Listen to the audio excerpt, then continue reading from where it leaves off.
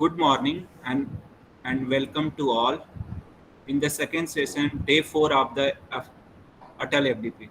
Myself, Dr. Alok Vardhan, and I am working as an assistant professor in the Mechanical Engineering Department of AKGC Ghaziabad. The guest speaker of this session is Professor D. Ravi Kumar sir, and topic of his presentation is tailored blanks of advanced high strength steel for automotive application. I welcome Professor Dr. I welcome Professor D. Ravi Kumar sir on the behalf of all the participants. Now I would like to introduce sir in few words. Dr. D. Ravi Kumar sir is a professor in the Department of Mechanical Engineering, IIT Delhi, and presently the head of Central Workshop. He has 25 years of experience in teaching and research. Dr. Ravi Kumar's research interests include metal forming, plasticity, and materials processing. His specific research has been focused mainly on sheet metal forming and finite element modeling and analysis. He was a Humboldt Research Fellow at the at the Institute for Metal Forming Technology, University of Stuttgart, Germany in the year 2008 and University of Erlangen, Germany in 2013. He was a visiting faculty at the University of Waterloo, Canada in 2005 and 6. He received the Institute Teaching Excellence Award at IIT Delhi in the year 2011 and 12. Dr. Ravi Kumar is the first recipient of J.M. Mahajan Award for the Outstanding Young Teacher in Mechanical Engineering in 2008. Before joining IIT Delhi, he worked as an assistant manager in Tata Steel R&D, Jamshedpur during 1996-1998, where he received the Best R&D Project Award in the year 1997-1998.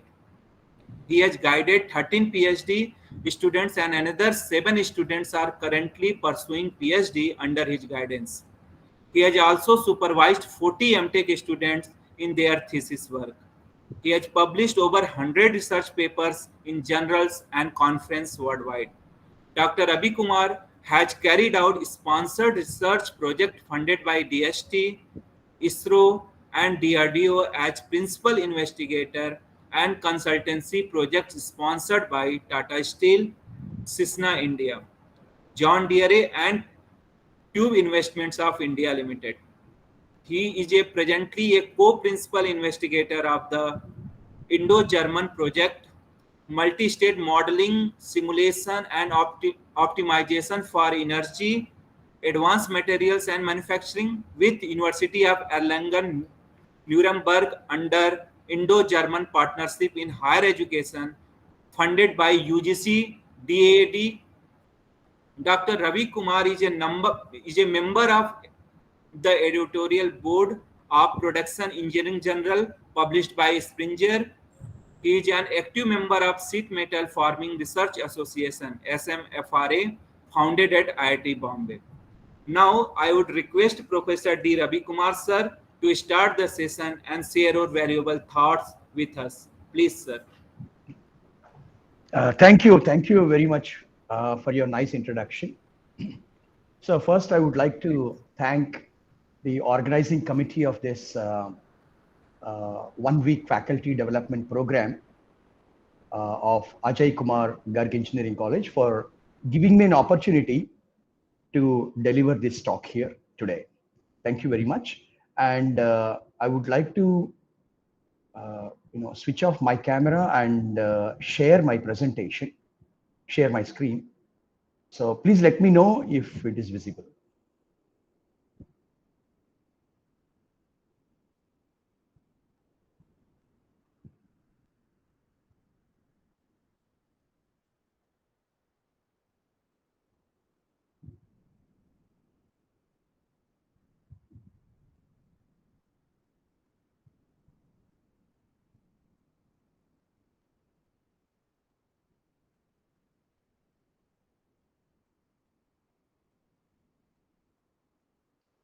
So is the screen visible? Yes, Are my sir. slides visible?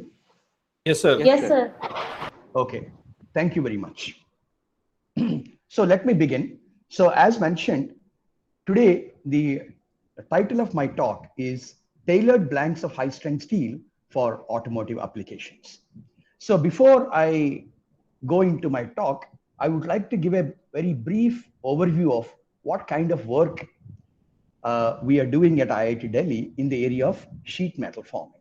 Okay, so in sheet metal forming, our group is actually working here on formability of sheet metals, the finite element analysis for the prediction of formability, defects, and spring back. And we are also working on some advanced processes like hydroforming, warm forming, and we are also working on application of Tailor welded blanks and textured dies to enhance to achieve certain advantages in sheet metal forming. And we are also working on severe plastic deformation techniques like cryo rolling, constrained groove pressing, and so on, multi-directional forging, and so on, to produce ultra fine grained materials for better mechanical properties. Okay, so briefly, these are some of the areas in which we have been involved for the last 23 years at IIT Delhi. Okay, and when it comes to the facilities, we have several hydraulic presses for carrying out the sheet metal forming processes and to test formability and so on. So we have a 100-ton hydraulic press, and we have a 60-ton hydraulic press equipped with computerized data acquisition system, and also the facilities for heating the dies and the workpiece for elevated temperature forming. We also have a 4-high cold rolling mill for rolling very thin sheets of aluminium and different grades of steel. And we also have an automated formability testing machine to determine forming limit curves, stretchability, drawability of sheet metals. It also is equipped with an automatic crack detection system. And we also have an experimental setup for hydroforming. Okay, and to facilitate the measurement of strains on the deformed samples, we have a laser grid marking machine, which is used to basically print very fine grids on the surface of the sheet before deformation. And we also have tools for various kinds of operations like deep drawing, stretch forming, bending, forming limit curves, and so on. And we also have the finite element software, both for bulk forming as well as sheet metal forming. We are using QForm for bulk forming processes, and we are using LS Dyna and Autoform for sheet metal forming processes. So these are some of the facilities apart from some very basic facilities like material testing, microscopes, and so on. Okay, so this gives a general idea about what kind of facilities we have for sheet metal forming research at IIT Delhi. Okay, so with this small introduction about our research activities here, I would like to begin my talk here today. So as we all know, complex sheet metal parts are required for various automotive applications. Not only automotive, aerospace, and various other applications. Okay, so if you see this picture here, we can see a lot of examples of automotive parts which have a very complex shape. So we can easily understand that none of these parts can be manufactured using any one single sheet metal forming process. The workpiece has to go through a series of sheet metal forming operations before we get the final product. Okay, so therefore, to convert a flat thin sheet after cold rolling or annealing, to convert this into a final product with very complex shape and design, we need several operations, and all these operations need to be controlled very precisely so that we can successfully produce the part without any defects or excessive thinning or any other kind of problems like dimensional accuracy or geometrical accuracy and so on. Okay, so as we all know, to convert a thin sheet into a blank into any final desired product, okay, we have a lot of common sheet metal forming operations. The conventional operations being deep drawing, stretch forming, bending. So most of you, since all of you are basically mechanical engineers, so all of you must be knowing about this process. So I don't want to go into the fundamentals or the principles of these operations. Okay, so using these operations, we produce a large number of sheet metal parts required for automotive, aerospace, and various other applications, like, for example, fuel tanks, gas cylinders, automotive body panels, utensils, aircraft body parts, and so on. Okay, but one of the common aspects in all these sheet metal forming processes is that a thin sheet or a blank is undergoing a large amount of plastic deformation, okay, before we produce the final part. So it means that the ability of a sheet to undergo the required amount of plastic deformation, okay, under the applied state of stress is extremely important for us for any successful stamping of a sheet metal forming operation. Unless we consider operations like a deep drawing where you produce a part with large depth, all other sheet metal operations are generally commonly are categorized as sheet metal stamping.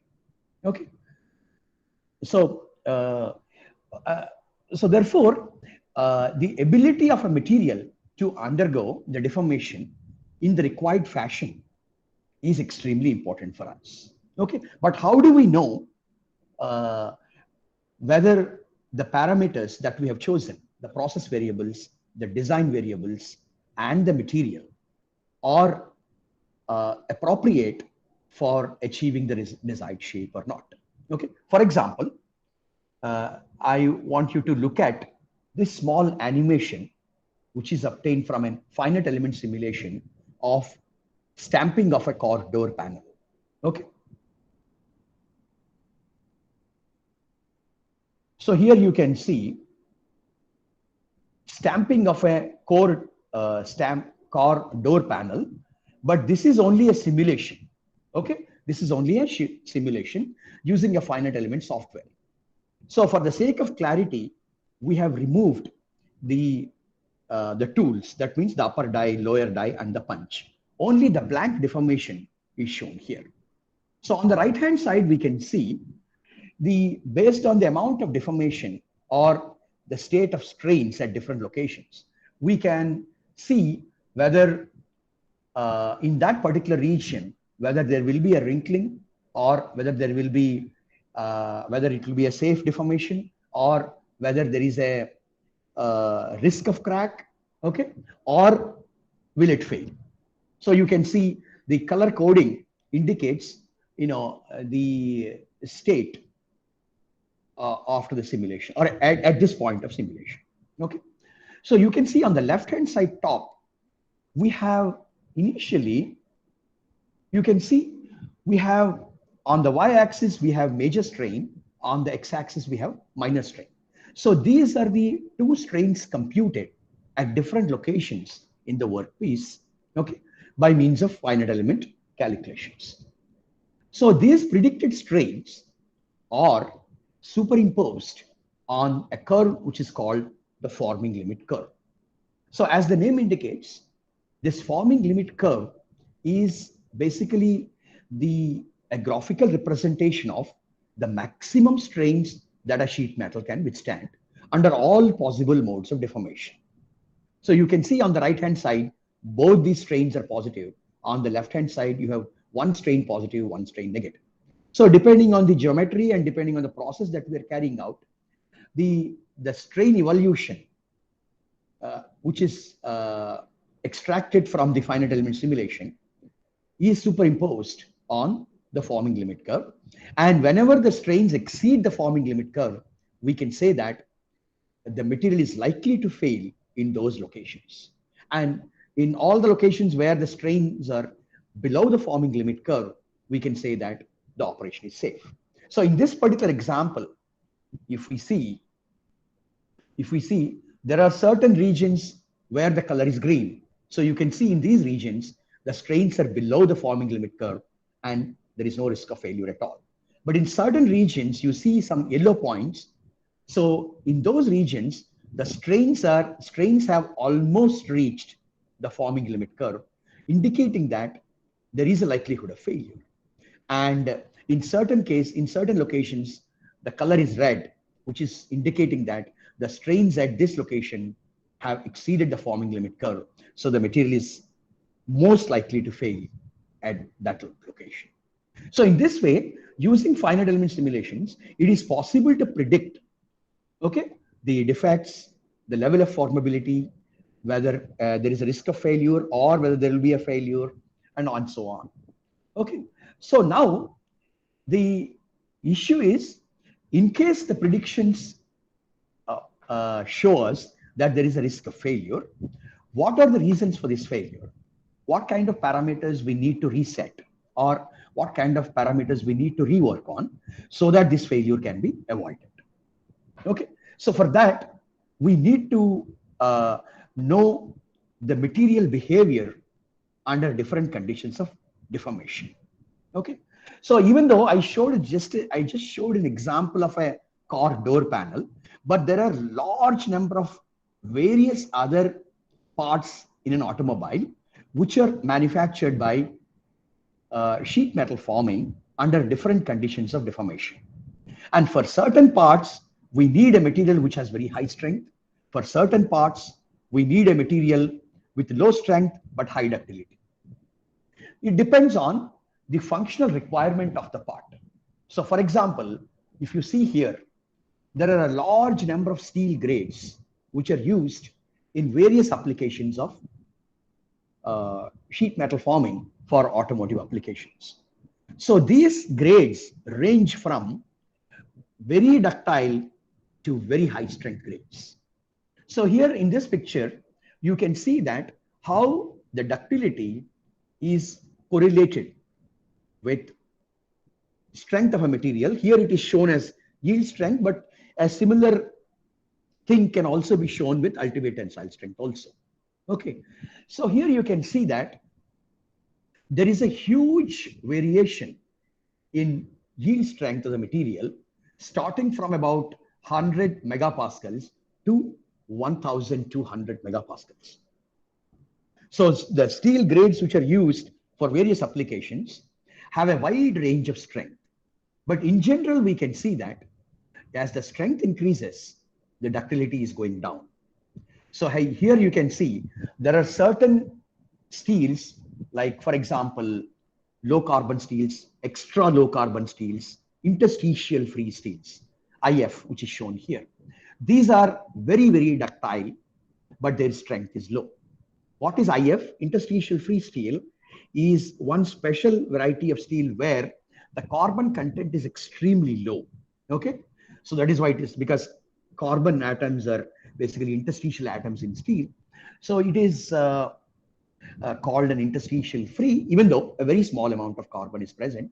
But there are certain other alloying additions like titanium and niobium, and which impart some special properties to this particular steel, which has very high anisotropy and high ductility. Okay, so it has very high formability, but at the same time, the strength is low. So for certain functional requirements, if we need high strength, then these kind of steels may not be suitable. But on the other hand, if you see, we have high strength steels, advanced high strength steels, and so on. So where the strength goes up to more than 1000 megapascals, dual phase steels, complex phase steels, okay, and Martin stick steels, trip steels, and so on. So these are all called advanced high strength steels. Even though their strength is very high, but their ductility is not so good at room temperature. So highly formable steels can be easily deformed at room temperature into complex shapes. Whereas for certain functional requirements, if we have to use high strength materials or advanced high strength materials, then alternate methods of forming are necessary such that the strength is retained. At the same time, the formability of the material can be enhanced. So, what are those in applications, and what are those uh, advanced processes by which we can convert a very high strength steel into a complex shaped product? Okay, so this is another picture which shows you various kinds of components used in an automotive, and what grade of steel is used for the, that particularly that kind of components. Okay, because certain components have a very complex nature, but they don't have a very high requirement of strength and crash resistance. So such materials can be formed with the low carbon steel or extra low carbon steels, forming grade steels, because they can be easily formed into complex shapes at room temperature. Okay, and but there are certain components, there are certain structural components, like for example, if you see A pillar, B pillar, C pillar, where we need very high strength materials. So you can see here color coding, yellow, orange, and red. So you can see ultra high strength, extra high strength, and very high strength. So for these components, we need high strength material. At the same time, they also need to be formed into moderately complex to complex parts. But since their ductility or formability is poor at room temperature, we need alternate processing methods or alternate methods to enhance their formability such that they can be formed into the required shape. At the same time, they should also retain the high strength. Okay, and you can also see in even aluminium is also being used, not pure aluminium. Certain aluminium alloys are also being used nowadays for automotive applications, because through heat treatment and even some of the aluminium alloys can be produced with a good combination of strength and ductility. Okay, so now let us see how these high strength steel can be converted into complex shapes. Okay, so this is done by a process called hot stamping. Okay, so even though the word appears simple, so if we look at hot stamping, so it directly means that instead of stamping the sheet metal at room temperature, we are stamping the sheet metal at elevated temperatures. That's why we are calling it as hot stamping.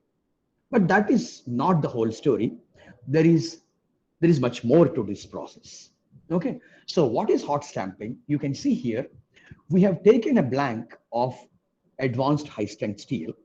Okay, for example, a dual phase steel, and then it is heated to a temperature of 900 degrees centigrade. That is, we are taking the material to austenitic temperature, austenitic range. Okay, so then it is transferred very quickly to the press, and where at that temperature it is immediately formed with appropriate dies into the required shape.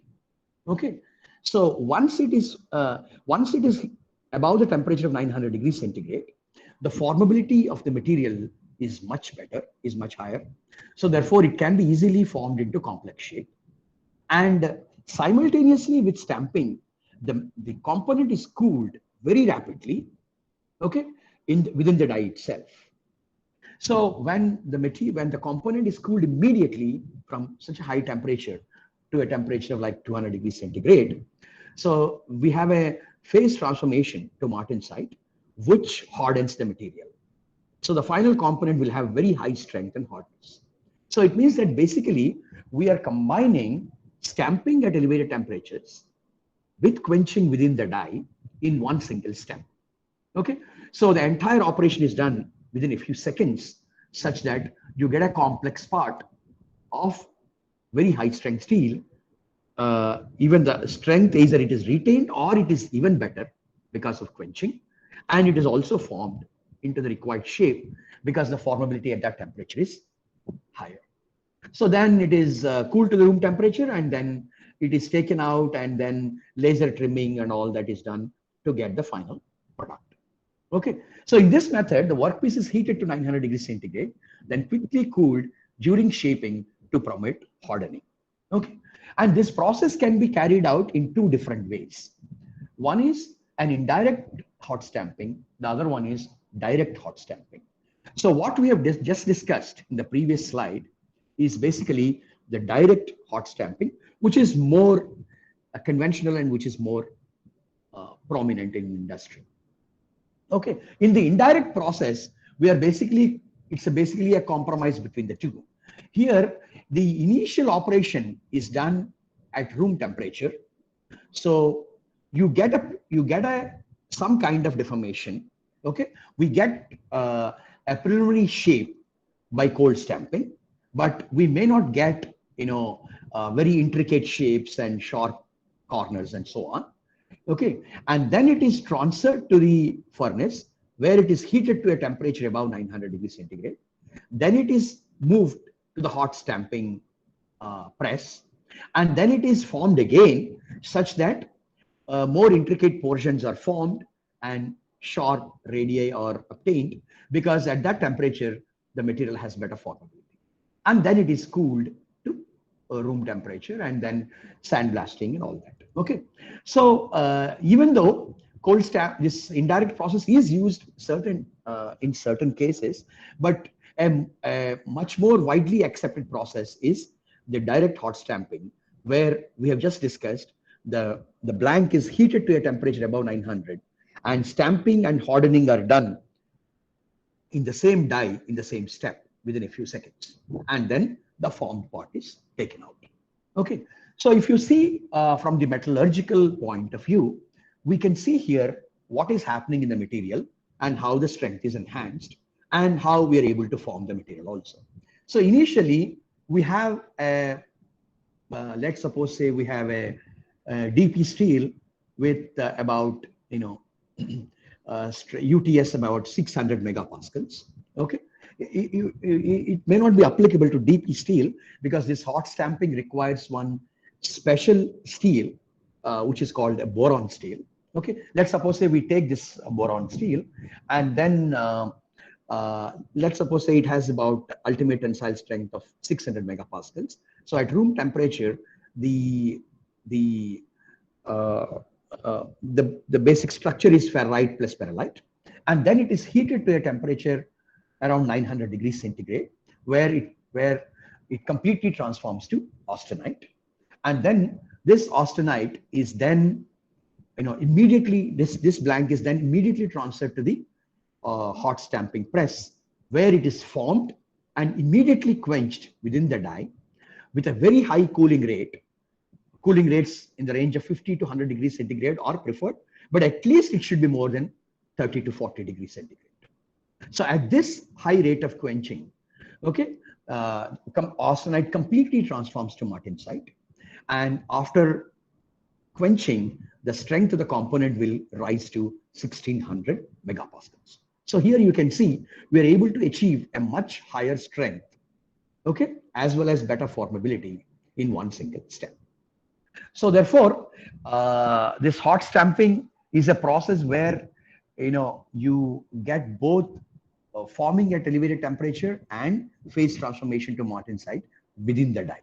So therefore, so here you can see an example of a hot stamped part. Okay, and coming to the applications. So here you can see how the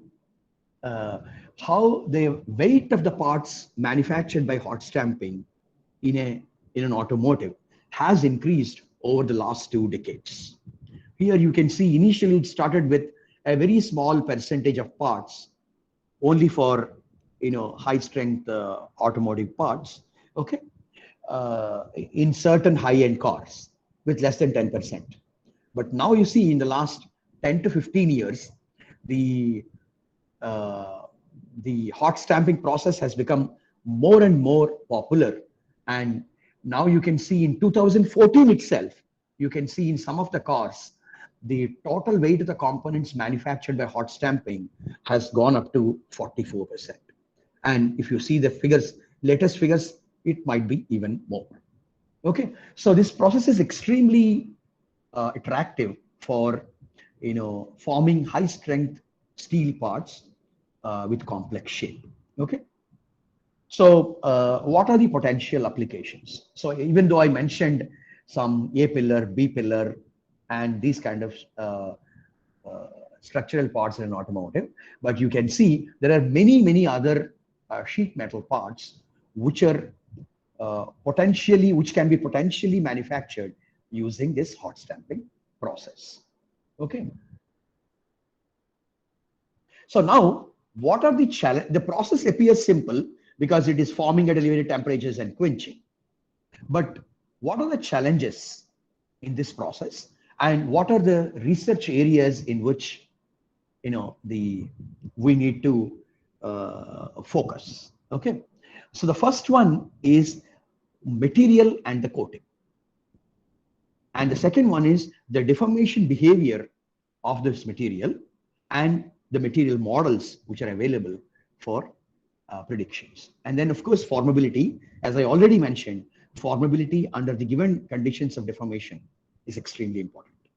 And friction, of course, is very important in any sheet metal forming process. And finally, we are very much concerned about the final properties of the component that we are able to achieve through this process. Okay. So first, coming to the material, as I already mentioned, boron steel is the most commonly used material for hot stamping. Okay, because we can obtain a fully martensitic structure if we use boron steels in hot stamping. What are these boron steels? These boron steels basically, there are several types of boron alloys, and one of the most common one is 22 MnB5. It contains about 0.2% of carbon, okay, and a small amount of manganese. And boron is very small, 0.002%. But even then, it has a strong influence on the heat treatment process. Okay, so it slows down the transformation to softer phases. So because of the presence of boron, the transformation to softer phases like ferrite and the perlite, it is suppressed. Okay, so more and more amount of martensite is formed. So the starting temperature of martensite in boron steels is around 420, and the martensite finishing temperature is around 280. So it means that even though there is some heat loss when you transfer the hot blank to the hot stamping press, even though there is some heat loss, we need to ensure that the forming is completed or the stamping is completed above 420. Okay, so then it is quenched to the required temperature with a cooling rate of about 30 degrees per second at minimum. Okay, so that we can completely get a martensitic structure. Okay, so this produces a component with the required shape with very high strength. Okay, so this boron influences hardenability also, okay, in a significant way, and it ensures martensitic structure through the cross section. What is hardenability? Hardenability is different from hardness, right? Hardenability is an indication on the depth to which the material gets hardened when it is quenched. Okay, suppose if you have a thicker section and if you want hardness through the section, okay, from the surface to the center, then the hardenability is also extremely important. Okay, so if you see in the right hand side top picture, it basically shows the same thing. So you're taking a 22 MnB5 sample, okay, with a paralytic structure, and then you heat it to temperature above the austenitization temperature, and then you transfer it to the press, simultaneous forming and quenching with a high cooling rate, and then you get a needle-like structure which shows martensite there in the formed component. Okay, and if you see in the bottom picture the strength versus ductility, here you can see the strength of the boron steel after forming and quenching is even higher than other advanced high strength steels. So therefore, it's a very favorable material for hot stamping processes. Okay. And now this material contains a small coating, which is aluminium, which consists of aluminium and silica. So this coating is also important because this boron steel is coated with this aluminium silicon layer, okay, by a process called hot dip aluminizing. And it contains about 87% aluminium, 10% silicon, and 3% iron. It's a very thin layer of about 25 to 30 microns. Okay, and it prevents oxide scale formation during hot stamping, because oxidation is one of the issues in hot stamping. But we may wonder, why this layer doesn't melt at such high temperature, because it contains aluminium. But the reason is that the iron diffuses from the substrate through the interface, okay, and because the substrate is your boron steel, so it diffuses through from the substrate through the interface and forms an intermetallic consisting of aluminium and iron. So this intermetallic compound has a higher melting point. So therefore, the coating the coating stays during the entire process of hot stamping. So far, the literature shows that generally in hot stamping process, lubricants are not used, but research is going on what kind of lubricants are effective at such temperatures and what kind of lubrications actually improve the performance of hot stamping operations. Okay, so this is about coating. The second one is this is about the material and the coating. So now important thing is what is the deformation behavior of this material during hot stamping conditions. When we talk about determining the deformation behavior of a material, what do we normally do? We normally do a tensile test, and we determine yield strength, ultimate tensile strength, okay, and we see what kind of constitutive equation can be used to define the flow stress. So from the engineering stress strain curve, it is possible to plot the true stress true strain curve. The true stress true strain curve is normally called as the flow curve. So using this true stress true strain data, we generally use a strain hardening law to fit the data and to arrive at the strain hardening exponent and the strength coefficient. So the most commonly used strain hardening equation for room temperature deformation is sigma is equal to k into epsilon power n, where n is the strain hardening exponent and k is your strength coefficient. So here you can see some different grades of steels, okay, where the room temperature stress strain curve shows a very typical stress strain curve where you have a large amount of elongation between YS and UTS, and then there is necking and failure. Okay, so we can transform these curves into true stress true strain curves, and from these flow curves we can determine the values of K and N. So this strain hardening law can be used to model the material in finite element simulations of hot stamping, okay, or any sheet metal forming process. But the only thing is, now, since in hot stamping the material is being deformed at elevated temperatures, okay, so the deformation behavior that we are observing at room temperature cannot be directly used. So we need to know how the temperature and the rate of deformation influence the flow curves of the material. Okay, so this is only just to show how the deformation behavior is characterized at room temperature, but actually speaking, we are more interested in deformation behavior of this material at elevated temperatures. So we know that at elevated temperatures, in addition to the flow softening because of temperature, we also have the effect of strain rate. So strain rate epsilon dot depends on the rate of your cross-head speed or the rate at which you are elongating the specimen.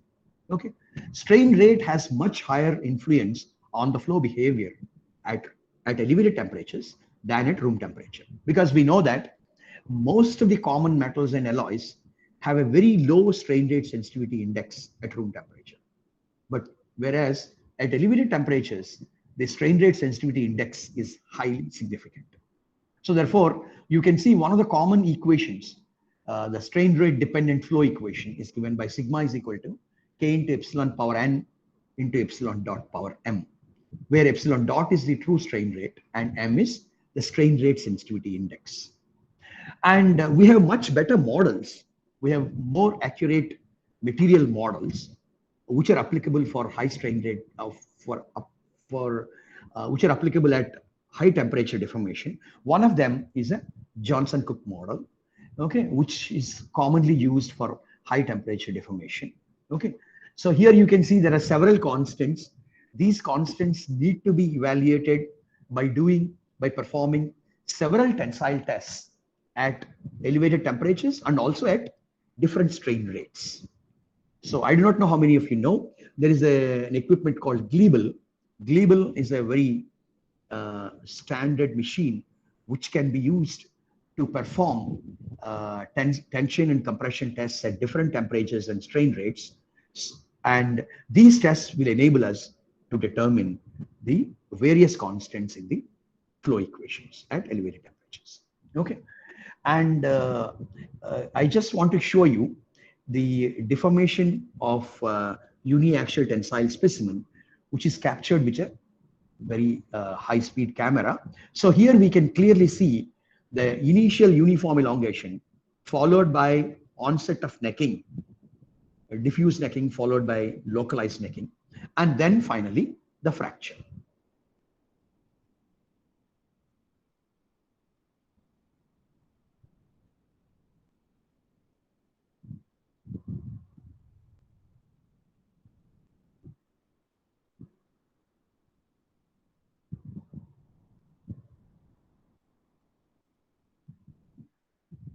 Okay, so now you can see, after doing a large number of tests at different temperatures and at different strain rates, you can see the stress strain curves of boron steel at different temperatures and strain rates.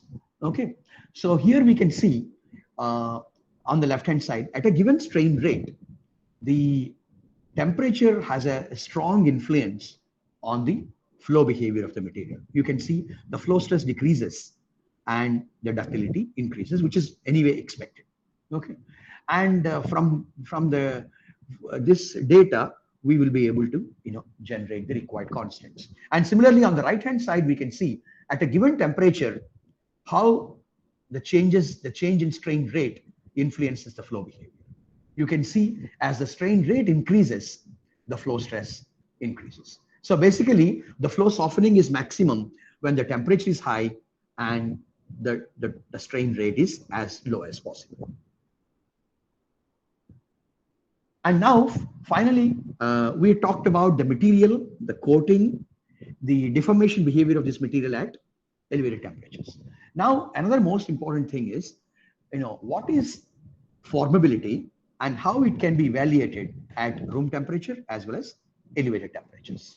Okay, so the formability in its very simple terms can be defined as the ease with which a sheet can be formed into a specific shape without fracture or excessive thinning. So as I already mentioned in the beginning, formability of a sheet metal is influenced by three types of variables.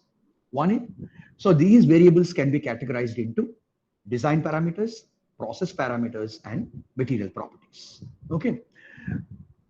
So since there are a large number of variables and they interact in a very complex fashion, we don't have a single parameter which can adequately describe the response of a material to all complexities of sheet metal forming.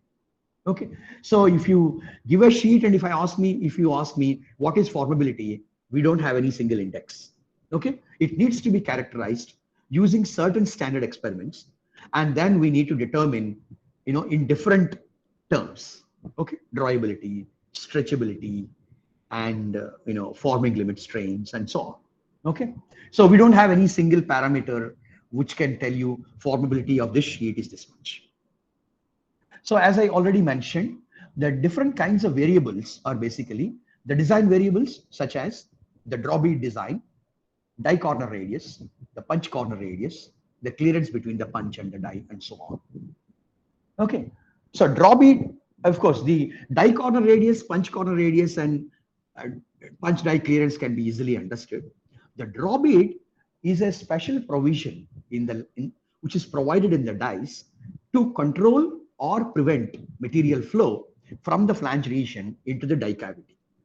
Okay, so either we can prevent the material flow by using a very high blank holding force or by providing draw beads. Draw beads are used even to control the material flow also, not only to prevent. The process parameters are the mode of deformation, that means whether it is a pure stretching or a pure drawing or what kind of deformation is that. And speed of deformation we have just discussed, because that will influence your strain rate. Strain path. So strain path means whether during deformation we are loading in the same way or are we changing the loading path. Okay. And pre-strain, what is the previous history of the blank before we do the stamping operation. Lubrication, that's important to control friction between the die and the blank. And blank holding pressure. So blank holding pressure is also extremely important, because a certain blank holding pressure is always required to prevent wrinkling, but excessive blank holding pressure will actually increases the thinning of the sheet metal, and eventually it might cause failure and it will lower the formability. And besides strength and ductility, strain hardening exponent, anisotropy, and strain rate sensitivity index are also extremely important to determine formability of a sheet metal, because they also influence in at least one or more possible modes of deformation. Okay, so for example, anisotropy is very important in deep drawing. Strain hardening is important in both deep drawing and stretch forming. Strain rate sensitivity index is important in elevated temperature deformation. Okay. So now, even though we have some standard tests to determine stretchability, for example, Erickson cup height test, limiting dome height test, these tests can be used to determine stretchability. And drawability can be determined by a simple deep drawing operation and determination of limiting draw ratio. But we have something called a forming limit curve. This is a graphical representation of the maximum strains that a sheet metal can withstand under all possible modes of deformation. Okay, so here the material is subjected to pure stretching, pure drawing, a combination of stretching and drawing, plane strain deformation, everything. Okay, so this is achieved by using appropriate tooling and also the appropriately choosing the dimensions of the initial specimen. Okay, so for example, if you can see on the right hand side top picture, the width of the sheet is continuously decreased, and so therefore the material is subjected to different deformation paths or strain paths. Okay, and but to experimentally determine the limit strains, there are certain steps that need to be performed. One is, before deformation, the sheet specimens have to be marked with very fine grids. Circular grid is one of the common things that is normally printed on the, either etched or printed on the sheet specimen. As you can see in the lower picture, you can see the sheet specimen is etched with a large number of small circles. So these circles become ellipses after deformation. So we can measure the major diameter and minor diameter of the ellipse, so that major strain and minor strain can be determined. And so these tests have to be performed on a large number of specimens, and these specimens are tested under different deformation modes. As I already mentioned, pure stretching to pure drawing. And then we measure the strains at different locations, in safe location, in the failure location, and also in between where the failure is likely to take place. So then the measured strains are plotted on a scale. On y-axis, we have major strain. On y-axis, on x-axis, we have minor strain. So this we have already seen in the beginning also. You can see the red curve indicates the forming limit curve, the up to which the sheet metal can be deformed without any failure. That means up to this strain, the sheet can withstand without any failure. But generally, prior to failure, there is onset of necking. Even onset of necking is also considered to be is not considered to be acceptable for many sheet metal parts. So therefore, what we normally do is that we take a small safety of margin. So you can see a green curve below the red curve. So we normally ensure that the strains don't exceed this green curve. Okay, even though failure may not take place between green and red, but still, just to ensure that we are definitely in the safe region, the strains at any point in the deformed component it is preferable that it is lower than the green curve. On the right hand side also, you can see that we have a band of the forming limit curve shown as a band in yellow color. Above that, it's failure, so the material is definitely going to fail. And below the lower limit, you are definitely in the safe region. And between these two, upper limit and lower limit, you are in the critical region. That means you are likely to, the material is likely to fail in that particular region.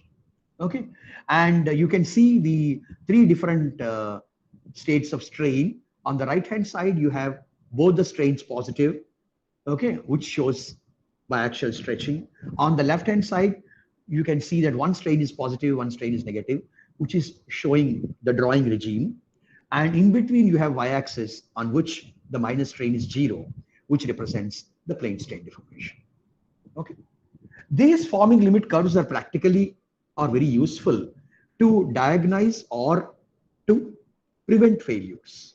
Okay, so you can see here there is a component which is formed.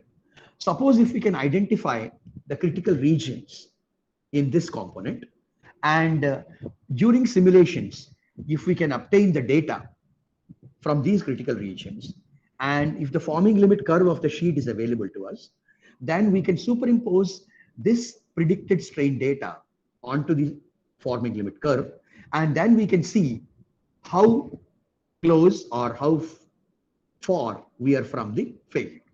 So if the strain data at any location is close to the curve, so then it means that there is a likelihood of failure. You can see on the right hand side bottom picture, you can see some of the strain data, red in color, is very close to the forming limit curve. So it means that those regions are very critical, and either we should change the design parameters slightly or the process parameters slightly so that the strains in those locations can be brought down.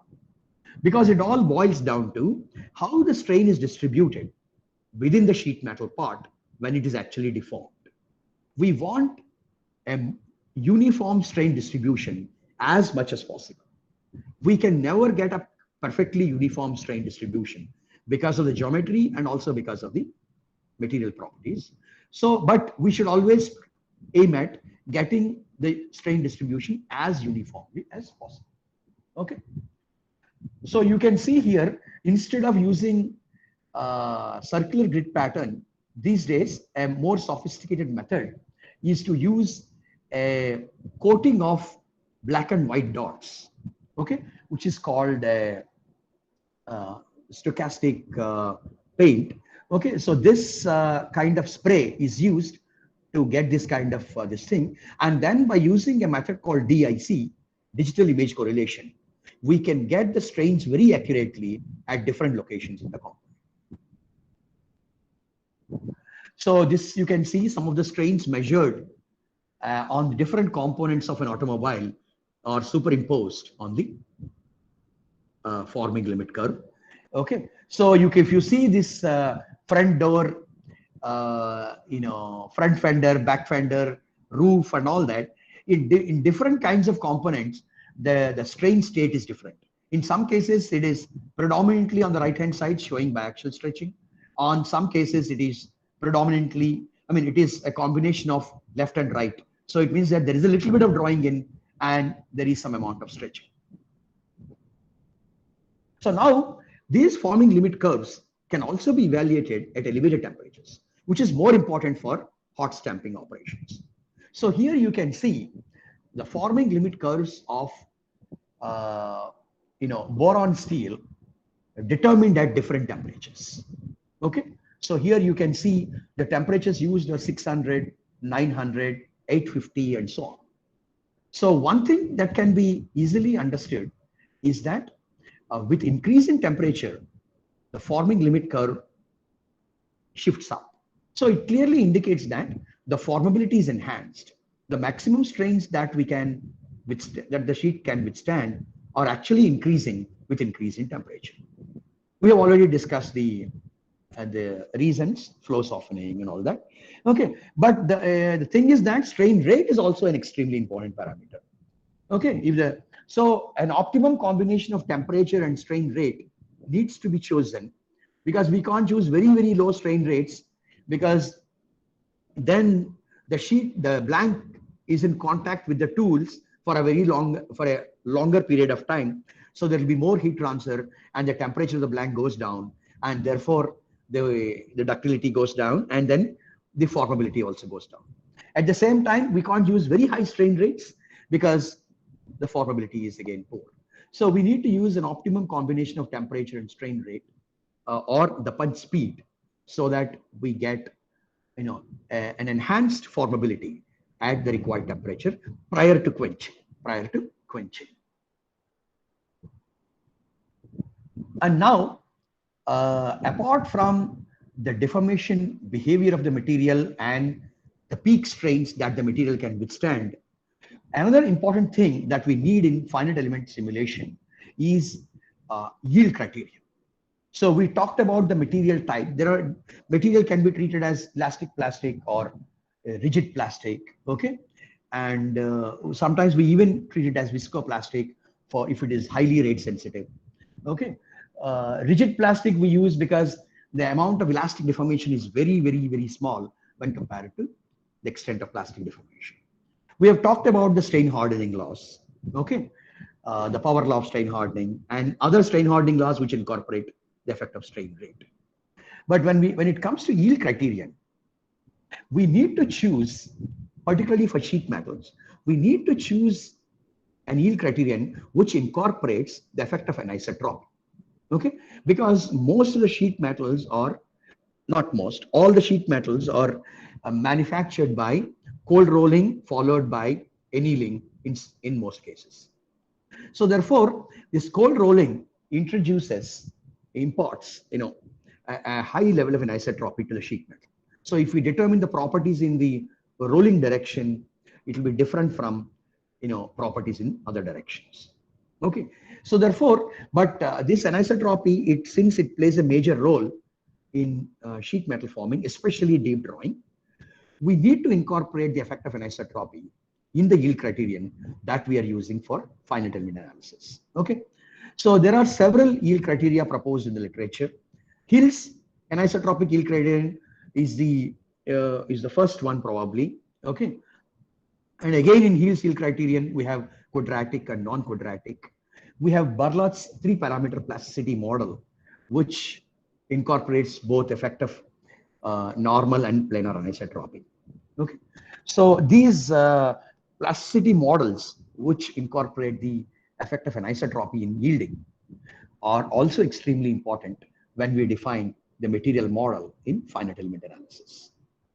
Okay, and of course, finally, to predict the failure, we need a failure criterion. It can be forming limit curve if we have the forming limit curve data for the real conditions of deformation, for the actual conditions of deformation. And in the literature, other failure criteria are also proposed for both room temperature stamping as well as elevated temperature deformation. Okay, and here you can see an example of the influence of anisotropy in sheet metal forming. So here you can see the properties vary with direction.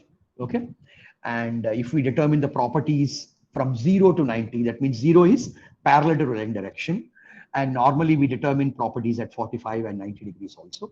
So using tensile tests done in 0, 45 and 90, it is possible to quantify the level of anisotropy in the material. Okay, so this is basically determined in terms of two parameters. One is normal anisotropy, the other one is planar anisotropy.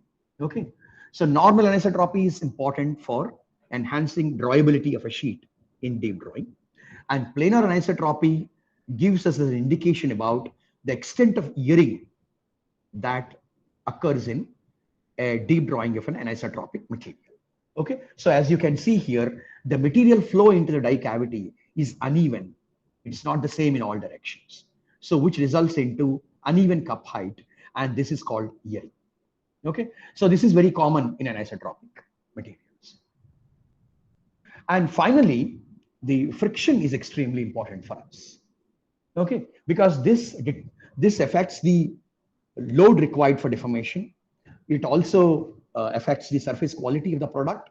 Okay, and it also influences the formability of the material because it influences the strain distribution in the component during deformation. So it depends on temperature, the normal force that you're applying, that is the blank holding force, the draw speed, and surface characteristics of blank as well as the tools. Okay, so since it is very difficult to determine what friction in the actual hot stamping press when a component is being manufactured, normally we have other laboratory tests which are used to characterize the frictional conditions. Okay, so what is that? One of the common thing is to carry out a strip drawing test. In a strip drawing test, you have two jaws, an upper friction jaw and a lower friction jaw. Basically, it's an upper die and the lower die with two polished flat surfaces. And a strip is held between the two, a long strip is held between the two with a certain amount of normal force. So that should correspond to the actual blank holding force that we apply in the actual operation. And then the strip is pulled, okay, gradually at a certain predetermined speed. And these experiments can also be carried out at elevated temperatures by heating the strip to the required temperature. Okay, so then the pulling force is also measured. Since we know the normal force and the pulling force, the coefficient of friction can be calculated. So this test can also be used to assess the performance of various kinds of lubricants. So we can change the lubricant, the coating thickness, temperature, normal force, draw speed. All these parameters can be changed to assess the effect of these parameters on coefficient of friction.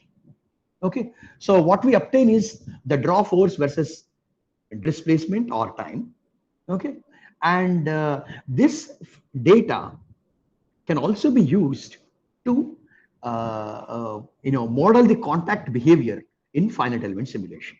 So to model the contact between the blank and the dies, okay, this friction data can be used. Okay, so by looking at all these, so these are the most important areas of modeling hot stamping as well as experimentation. Okay, friction and material behavior, anisotropy, forming limit curves, okay, and the tensile strain, tensile properties, incorporating temperature and strain rate, and of course the material itself. Okay, so these are the most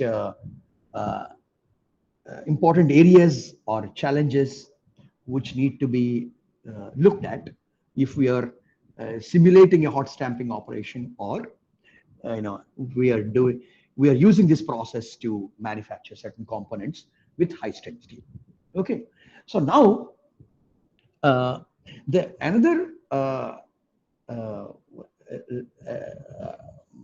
another development in the last a few decades is that instead of modification of the process, okay, modification of the blanks or their properties prior to stamping is also one of the most important areas of research. Okay, so these are called tailored blanks because we are modifying the characteristics of the blank, initial blank, in such a way that we can achieve the desired benefits after forming a component.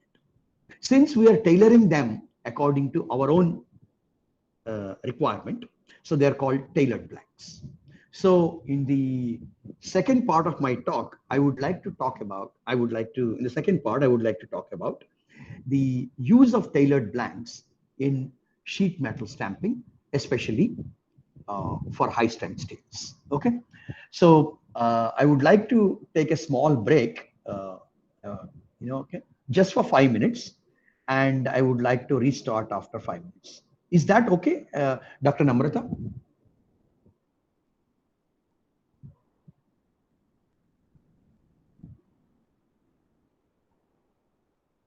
Dr. Namrata?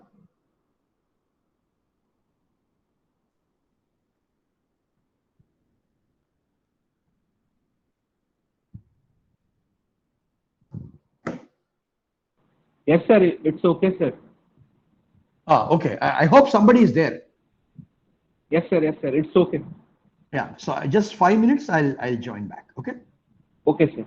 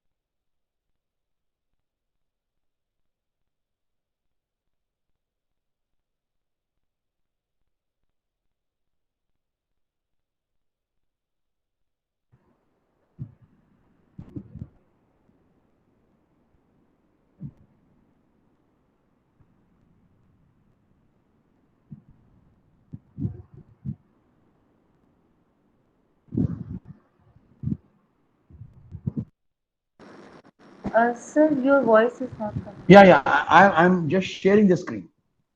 Yes, sir.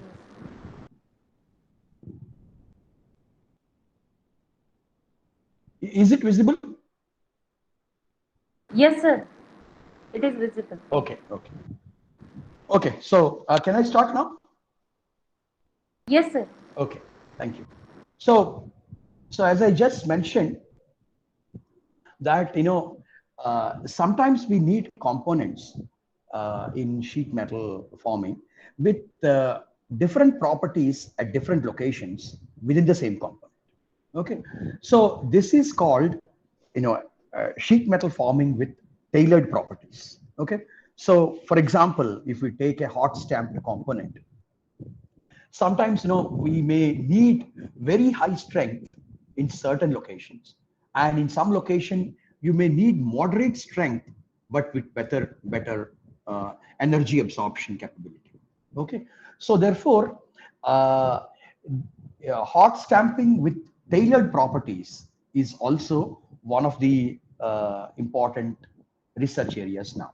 Okay, so how do we obtain a component with tailored properties? Okay, so there are, in principle, there are three methods. One is by process control. That means variation in cooling rates within the die.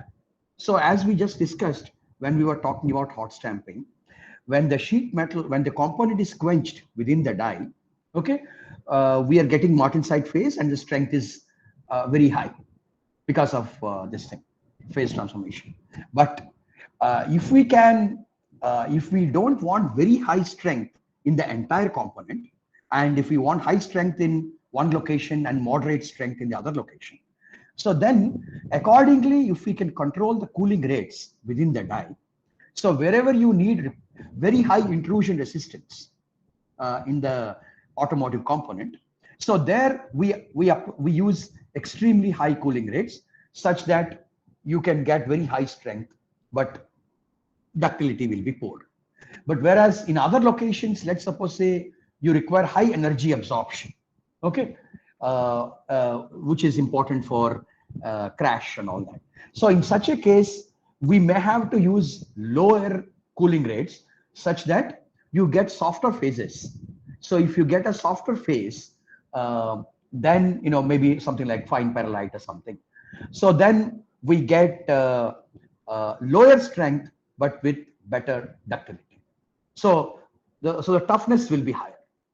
Okay, but in between these two locations, we can see that there is a transition zone with intermediate properties. Okay, so one is by process control.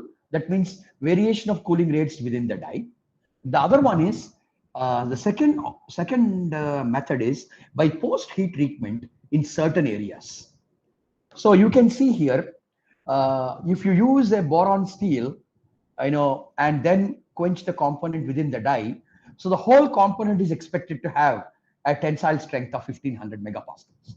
But in the lower part of the component, let's suppose say you require a lower strength. Then after hot stamping, that is forming and quenching, we again subject the component to a low temperature annealing, but only in certain locations. So wherever you require, a softer material, so then in that location, the component is selectively subjected to heat treatment such that the strength can be brought down and ductility can be improved. So in this way, by doing a selective post heat treatment in the component after hot stamping, it is also possible to obtain customized properties within the same component. Like in one area you have high strength, in another area you have lower strength but with better toughness.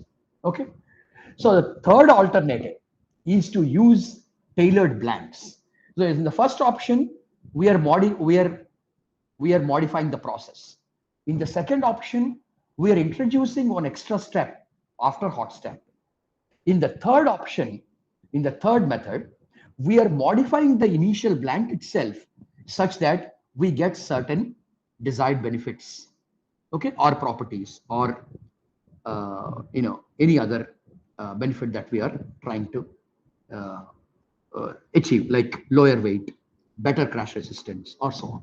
Okay, so by using blanks which are tailored to our need, we can perform these hot stamping operations. Not only hot stamping, they can be used for cold stamping also. Okay, so now let us look at what are these tailored blanks. So to enhance formability, two techniques are available. One is, as I said, modification of the process, or as I just mentioned, or by using a novel or unconventional process like hot stamping, worm forming, hydroforming, and so on. But these processes use complex tooling, so additional or special processes are required, higher production cost, lower productivity in process like hydroform. So the other alternative is to modify the blank itself. So how do we modify? We can modify the blank in such a way that there is a change in thickness, there is a variation in thickness, or variation in properties, or both, variation in thickness as well as properties. So these are called tailored blanks. The advantage is that we can reduce the overall weight of the vehicle by using tailored blanks, and we can also improve certain characteristics like crash resistance. Okay, and the most important advantage of using tailored blanks is that they offer flexibility to the functional requirements of the part. That is the most important thing. So the design engineer will have a large flexibility when he is using tailored blanks to design the component. Okay, so what kind of tailored blanks we use in sheet metal form? So there are 4 different kinds of tailored blanks. One is tailored welded blanks. Second one is patchwork blanks. Third one is Tailor rolled blanks. And the third one is Tailor heat treated blanks. Okay. In Tailor welded blanks, as the name indicates, blanks of different thickness or different properties are first laser welded, and then the whole composite blank is formed into a single part, which is in the required shape. In patchwork blanks, in certain locations, if you want a thicker section or a thicker sheet, then 2 thinner blanks are joined together such that you get a thicker sheet in one particular location. So this is used more to address problems in sheet metal parts, or to, for repair and so on. The other one is Tailor rolled blanks. So using some special rolling mills, special arrangement of rolls, it is possible to continuously vary the thickness of the sheet, either in the longitudinal direction or in the transverse direction. So the roll gap and the arrangement of rolls need to be adjusted in such a way that there is a continuous variation of thickness that is coming out. Okay. So it means that, during rolling, the roll gap needs to be continuously modified so that you get a continuous variation in sheet thickness, either in the longitudinal or transverse directions. Okay. And the last one is Tailor heat treated blanks. So here you are selectively heat treating the blanks in certain locations such that in those locations, the formability can be locally enhanced. So because of certain limitations of patchwork blanks and Tailor rolled blanks, Tailor welded blanks and Tailor heat treated blanks are predominantly used in automotive applications to achieve these benefits. Okay. So in general, we can, by using Tailor welded blanks, we can achieve variation in thickness, material properties by changing the grade and surface quality. Okay. Patchwork blanks have a higher flexibility in geometric shape and where you want to position that patch. Okay. And continuous thickness variation by Tailor rolled blanks, even though it requires a special equipment. And by using Tailor heat treated blanks, different properties can be achieved within the blank without any change in thickness or the grade. Okay. But by using these tailored blanks, we have some difficulties also. So especially the difficulty is difficulty in forming because of the difference or variation in thickness or the mechanical properties, presence of the weld zone in case of Tailor welded blanks. So therefore, we need to look at these challenges in more detail when we talk about use of tailored blanks for sheet metal forming applications.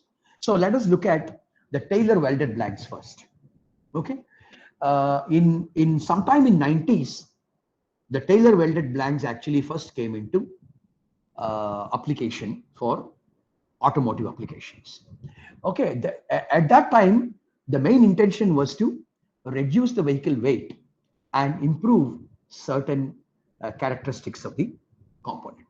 Okay, so one of the promising opportunities at that time was to use Tailor welded blanks.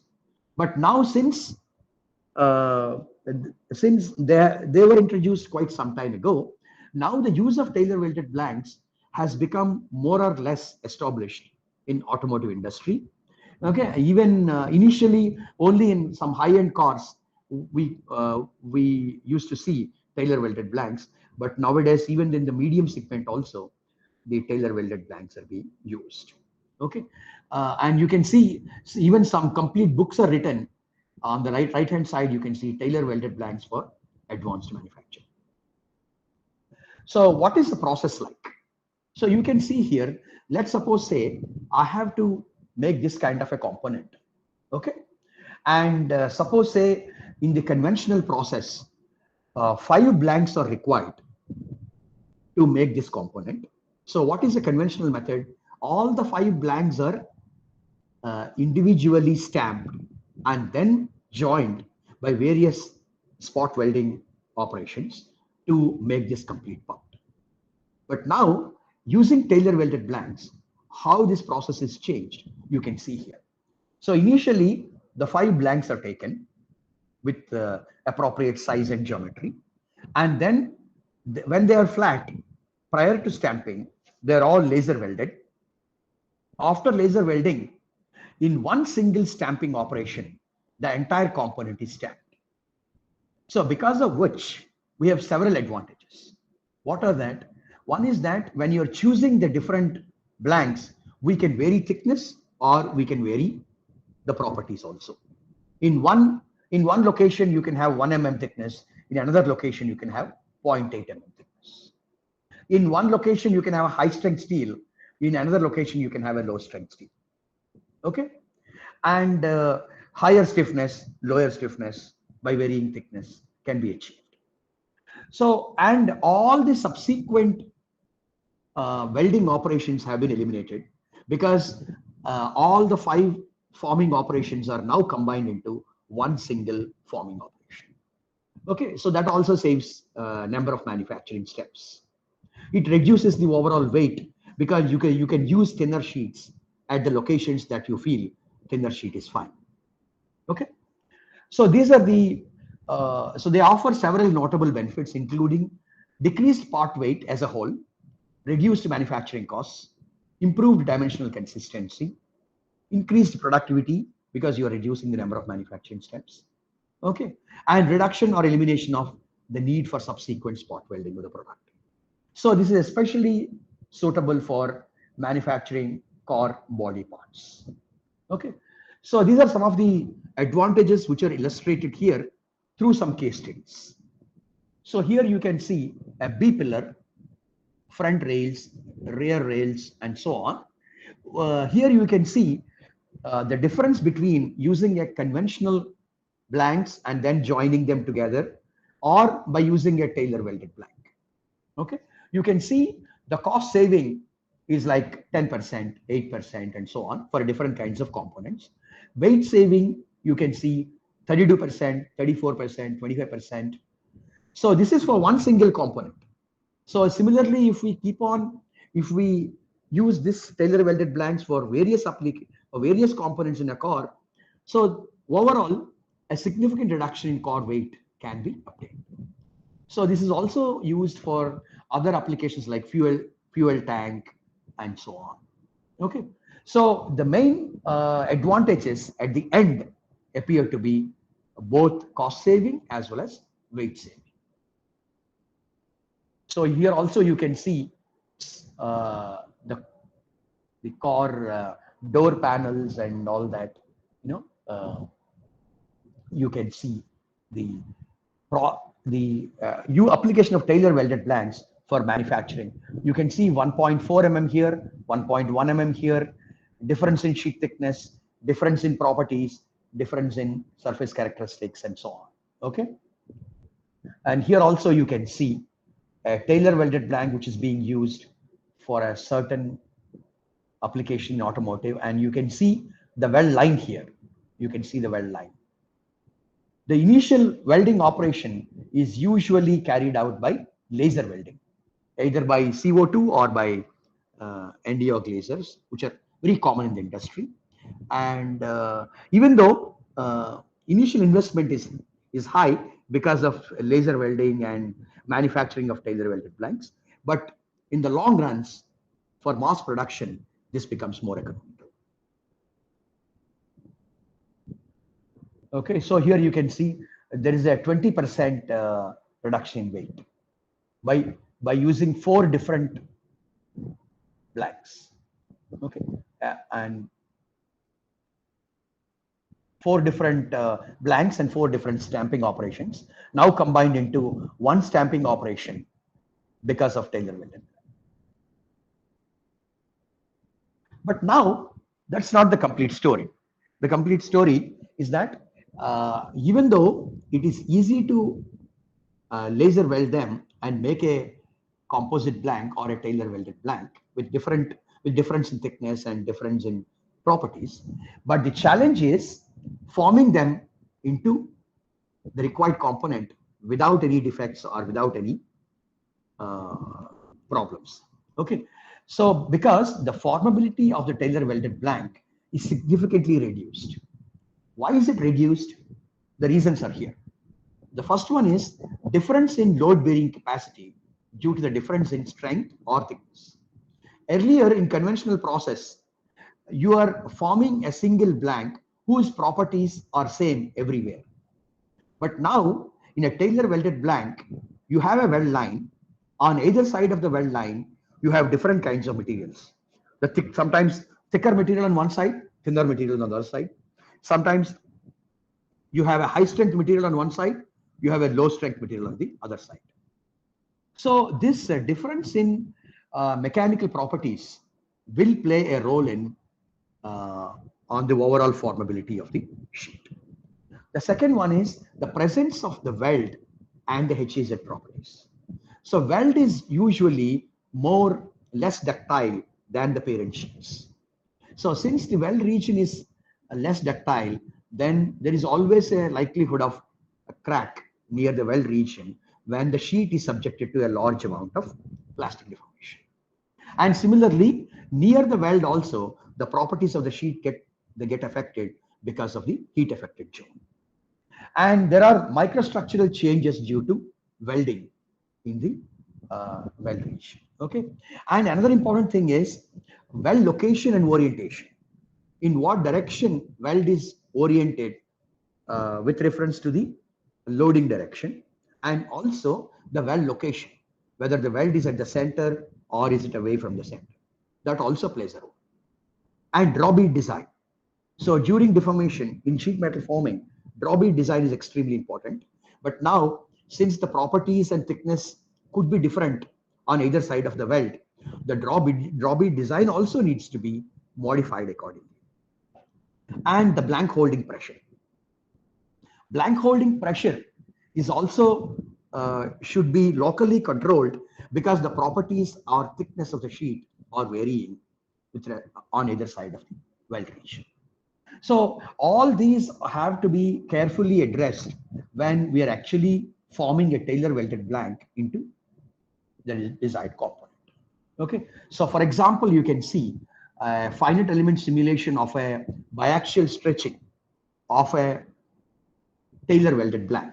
You can see at the center there is a black line which is showing the weld region. This is of course a weld line. This is of course a finite element simulation where 2 blanks are created with two different properties or different thicknesses, and then the nodes are joined along one particular line. Okay, and then the different properties and thickness are assigned to the blanks, and then the load is applied, and then of course the deformation is analyzed. So here you can see the deformation patterns on either side of the weld line are different because the properties are different and thickness is different. Okay, so what we see here is the thickness variation. You can see the thickness variations on the right hand side is different from the thickness variations on the left hand side. On the left hand side, it appears that the sheet is thicker than the right side. So these are some of the experimental samples that we carried out on Tailor welded blanks with difference in thickness. You can see a 1 mm sheet welded with 0.8 mm and then deformed. And on the right hand side, you can see a 1.4 mm sheet, welded with a 0.8 mm sheet, and then it is deformed. Okay, so you can see on the left hand side, the fracture location is away from the weld. But on the right hand side, you can see the fracture is close to the weld.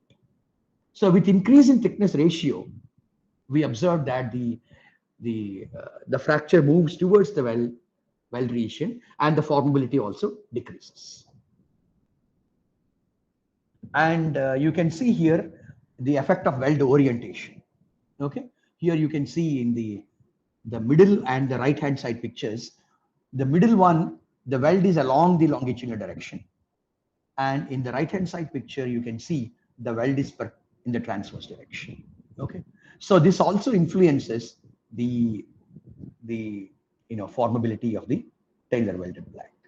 Okay, so for example, if you see this picture, okay, the same component, you can see here there are two options are shown.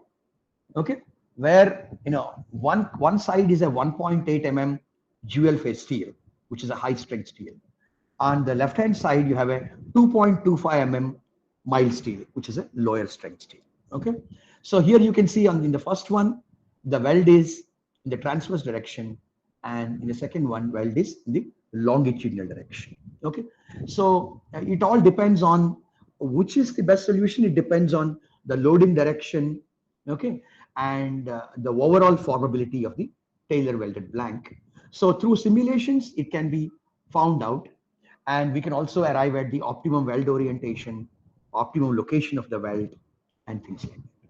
Okay, on the right hand side, you can see a continuous production of a Tailor welded blank in this thing. So you can see 3 strips, okay, which are continuously laser welded. It's coming out. And now you can see in the final results, now we are comparing hot stamping with a conventional blank and the hot stamping with a Tailor welded blank, okay, to achieve properties in different properties in the different locations. On the left hand side, as I already mentioned, after quenching, okay, during quenching, by controlling the cooling rates, it is possible to obtain different kinds of mechanical properties in different locations. So you can see thermal process control. Here it's a single blank, and it's a boron steel. You can see 22 MnB5, and in the top portion, it is quenched with a very high cooling rate, so you have a very high strength. And the lower portion, it is cooled with a slightly lower cooling rate, so therefore the strength is low and ductility is higher. Okay, so the energy absorption will also be higher in this area, and in between you have a transition zone. So the same thing can also be obtained by a Tailor welded blank, where the upper blank is boron steel, and the lower one is a microalloy steel. Okay, so here there is no special process control is necessary. Okay, so here it is hot stamped. So because the upper portion is made with the boron steel, we expect a very high strength after stamping and quenching. Whereas the lower portion, you can see, since it's a microalloy steel, you have lower strength and higher ductility.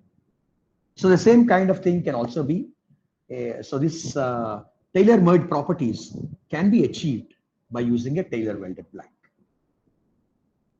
So the next thing is a similar advantage can also be obtained in some high strength materials or sheets with low formability by using Tailor heat treated blanks. What are these Tailor heat treated blanks? As the name indicates, the blank is heat treated locally such that in those local regions, the material is softened. Because of softening, the formability is enhanced. So when that heat treated blank is formed into a component, then in those locations, the crack can be prevented. So here you can see a numerical analysis is done to predict which is the most critical region. And it has been found out that this corner is the most critical region where there is a likelihood of fracture. So then what did we do? We designed a heat treatment layout in such a way that the corners are subjected to selective laser heating. Once they are heated to the required temperature and cooled, in this portion, the material is softened. So then this heat treated blank is now stamped. So here you can see in the corner region, there is no failure at all. Whereas you can see here a conventional blank, when it is stamped, we can see a clear crack in the corner. So these kind of problems can be eliminated in cold stamping or hot stamping by using Tailor heat treated blanks. Okay. So this is not only applicable for high strength steels, it can be used for aluminum alloys also because they have poor formability at room temperature. And so in Tailor heat treated blanks, the initial blanks are locally heat treated to soften the material and to improve ductility and formability. How do we heat the material? So we can use a welding torch, and we can also use other advanced methods like laser heating, CO2 or NdO glazes.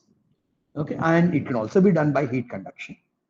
So it has been successfully applied to advanced high strength steels such as dual phase steels and also aluminum alloys. Okay, and it has also been observed that crash behavior can also be improved by using these Tailor heat treated blanks. So here you can see in such Tailor heat treated blanks, the heat treatment layout is extremely important. So for example, in simple parts, it is easy to predict where the preheat treatment has to be done. But in complex parts, it may be very difficult to predict what should be the heat treatment layout. So for that, the finite element simulations are extremely important. So if you take a complex part, something like this, a cross die design, and then we do numerical simulation first, and we will find out what are the strain gradients, okay, so that we can find out which are the critical regions where strain localization can take place. So those locations we need to identify and see what should be the temperature and to those regions should be heated and what should be the layout. So if we can do some reverse engineering like inverse approach, we can go back and specify the temperature, okay, of heat treatment, and then see after the simulation whether we are reaching the target temperature or not.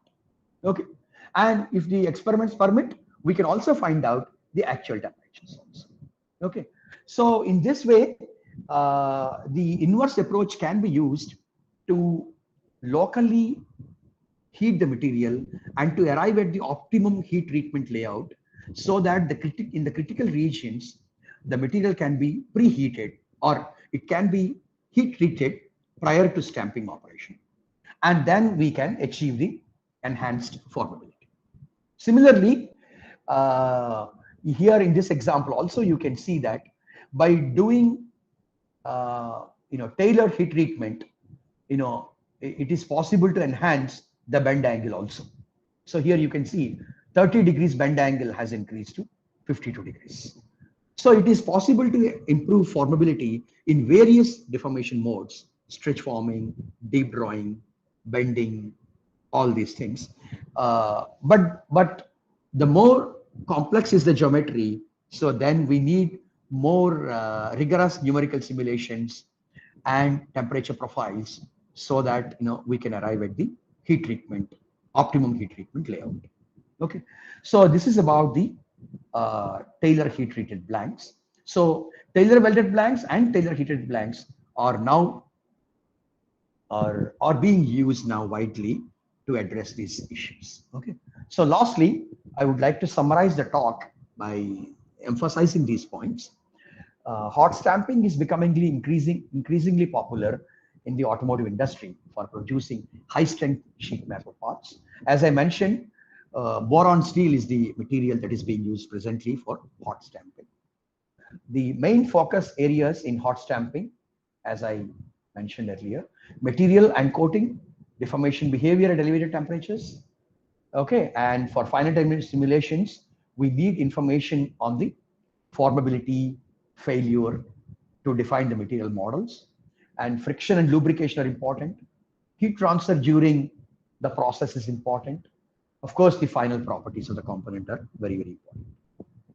The local adjustment of the final properties within different areas in a single part in hot stamping, not only in hot stamping, even in cold stamping also, can be achieved by process control or by using tailored blanks.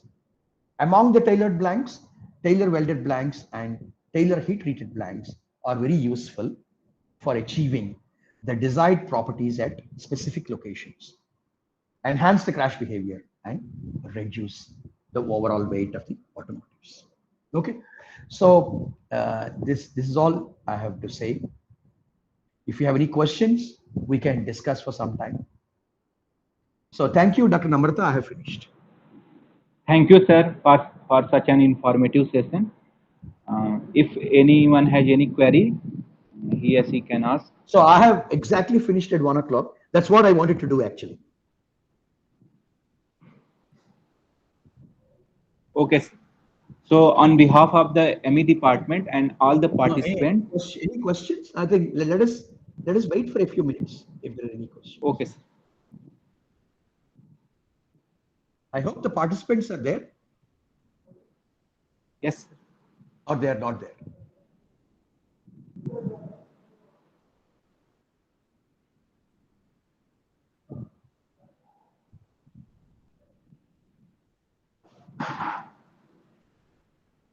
Okay, I think there are no questions. Okay, sir.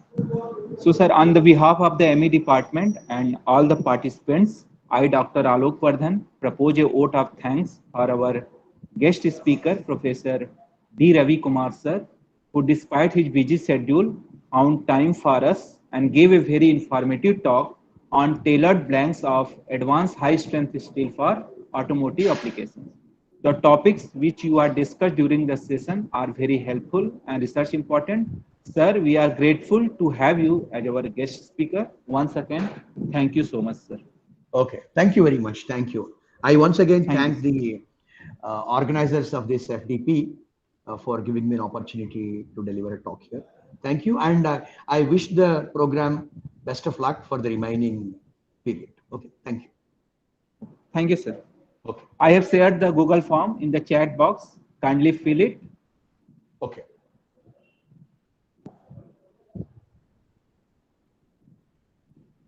Can I leave the meeting now? Yes, sir. Yes, sir. Okay, thank you.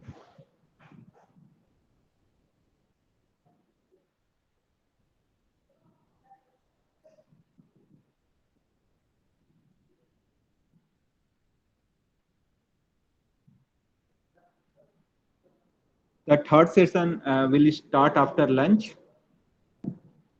Thank you. Jai Hind.